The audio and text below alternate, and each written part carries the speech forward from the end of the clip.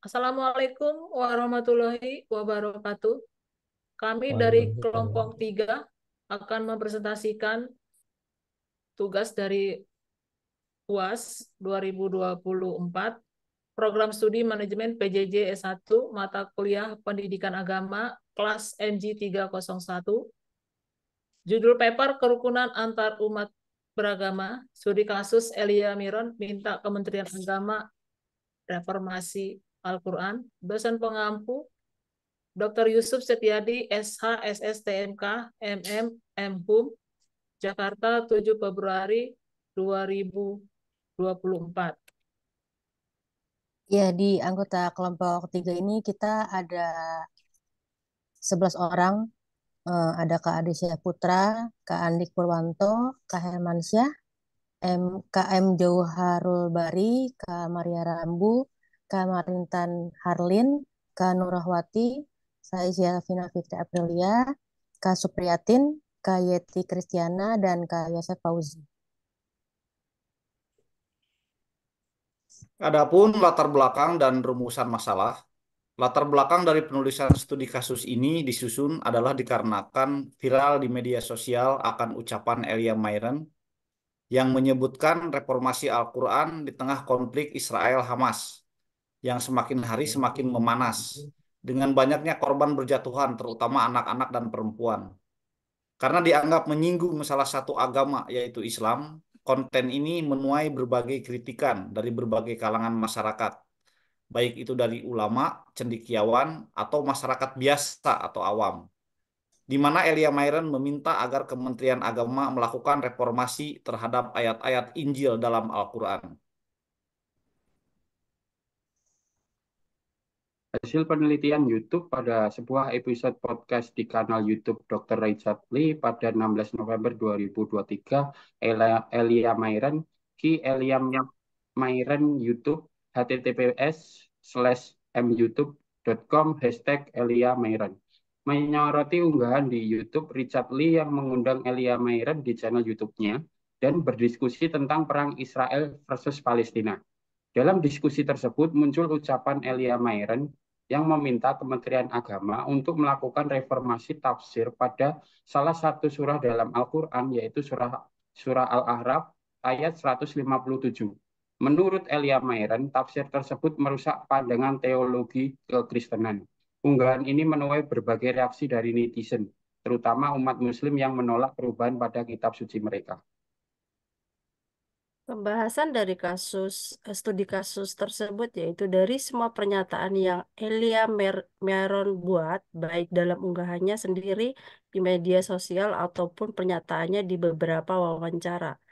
Tidak ada motif atau maksud tertentu yang dia sampaikan mengapa dia meminta untuk Kemenek menginformasikan Al-Quran. Permintaan tersebut dia buat berdasarkan keyakinannya sendiri, pendapatannya sendiri, dan pandangan menurut dia sebagai penganut agama non-Muslim.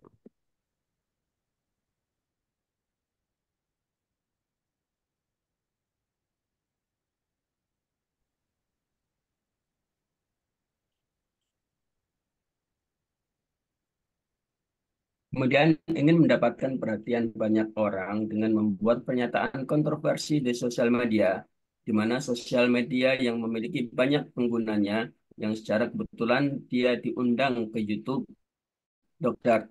Yang kita tahu saat ini dalam menggunakan sosial media dibutuhkan sikap atau tindakan yang bijak. Tetapi ada sebagian orang yang menggunakan media sosial hanya untuk kesenangan, keuntungan, dan kepuasan untuk diri sendiri maupun keuntungan materi dari unggahan tersebut. Segala macam cara dilakukan agar apa yang dia mau tercapai atau viral. Mungkin salah satu cara Elia untuk memuaskan dirinya sendiri dengan cara yang dia lakukan saat ini. Selain konten yang kontroversial, Elia juga menarik perhatian publik karena penampilannya yang membuat banyak orang bingung mengenai jenis kelamin Elia. Untuk itu, dia melalui podcast kanal YouTube Dr. Richard Lee yang tayang pada Kamis 16 November 2023, dia mengatakan bahwa dirinya adalah seorang laki-laki. Elia Myren bersekolah di sekolah Kristen dan Sinagoga Lewis, di mana ia belajar tentang kedua agama tersebut. Elia lulus SMA pada tahun 2012 dan kemudian mendaftar di Universitas Indonesia, di mana ia mengambil jurusan sastra Inggris. Sosok Elia Myron, seorang konten kreator yang sering membahas isu-isu agama, khususnya Islam, Kristen, dan Yahudi di media sosial. Penampilan Elia Myron di podcast Dr. Richard Lee, di mana ia menjelaskan sudut pandangnya sebagai sosok yang cukup religius tentang konflik Palestina dan Israel. Kesimpulan dan rekomendasi. Dalam faktanya, gesekan yang terjadi antara umat beragama tidak kalah sering dan sangat berbahaya. Islam menjunjung tinggi toleransi. Konsep toleransi beragama dalam Islam bukanlah membenarkan dan mengakui semua agama dan keyakinan yang ada saat ini. Karena itu merupakan persoalan akidah dan keimanan yang harus dijaga dengan baik oleh setiap pribadi Muslim. Toleransi bukan mengakui semua agama sama, apalagi membenarkan tata cara ibadah umat beragama lain. Toleransi hanyalah dalam urusan muamalah dan kehidupan sosial.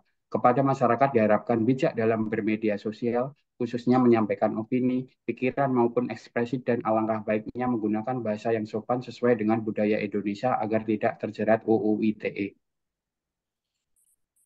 Demikian presentasi kami dari kelompok 3. Sekian dan terima kasih atas perhatiannya. Wassalamualaikum warahmatullahi wabarakatuh.